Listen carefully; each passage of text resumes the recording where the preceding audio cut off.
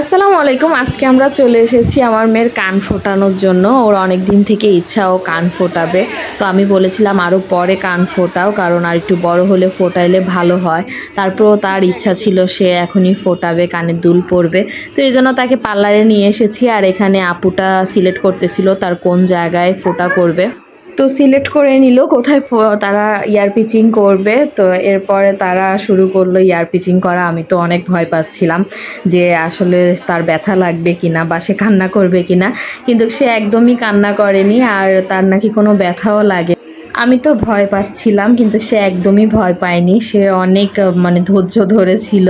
আর হচ্ছে এরপরে এই যে কান ফোটানো হয়ে গেছে, তারা একসাথে একটা কানের ইয়ারিং তারা দিয়ে দেয় সাথে।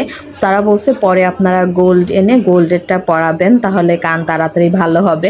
আর সে কান ফোটানোর পরে হাসতেছিল। আমি তো ভয় পাচ্ছিলাম সে ব্যথা পাবে, কিন্তু দেখি না, সে হাসতেছিল।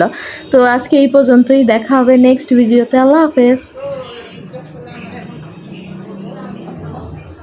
ছোট চিকন রিংগুলো পরাবেন, বুঝছেন? মোটা পরাবেন না।